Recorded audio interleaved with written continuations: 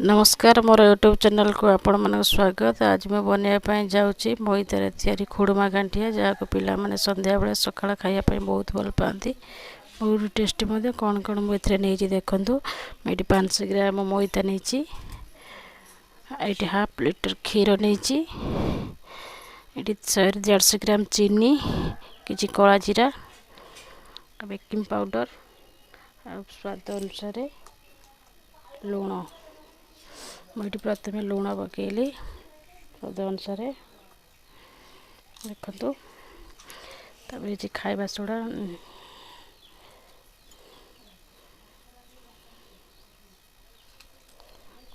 ये कला जीरा,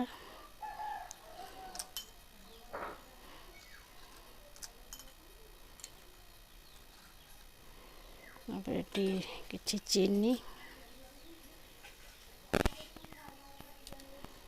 रिफाइन तेल ऐड करवा एथिरे किसी रिफाइन तेल पकईदेली।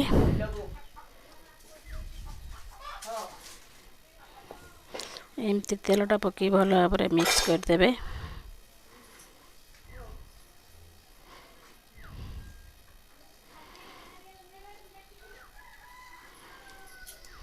कला आमर बर्तमान प्रस्तुति हो गला।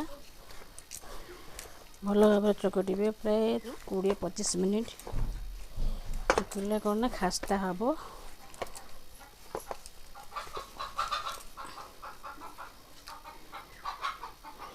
मिक्स हो गले ए क्षीरटा को ये देदे। देखो ये सब साइज रे बॉल गड़ी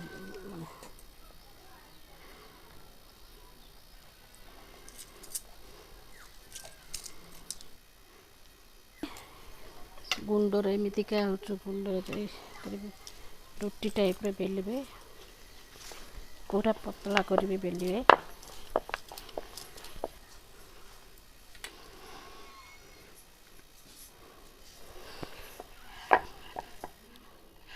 एमती गोटे छुरी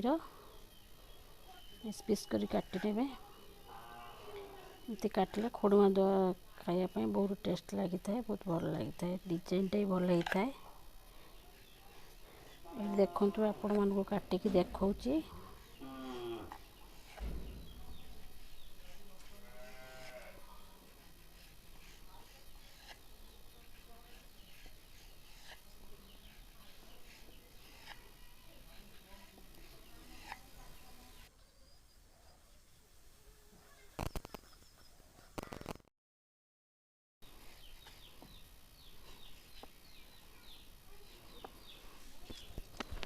देखु आम डिजाइन केमती कटा हो गला।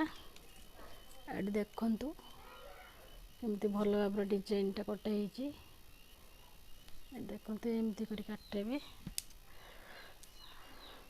एबे गोटे प्लेट को बाहर करदे।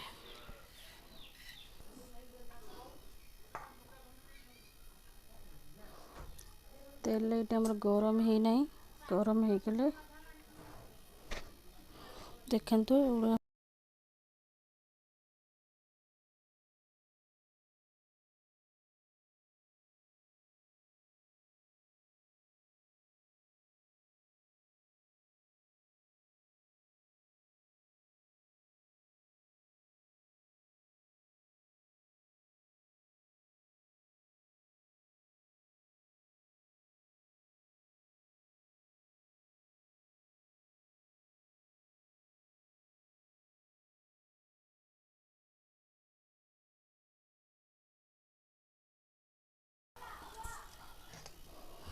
एबे हमर गांठिया हो जाइए।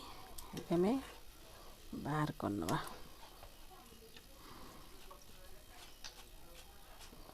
देखु केते सुंदर है।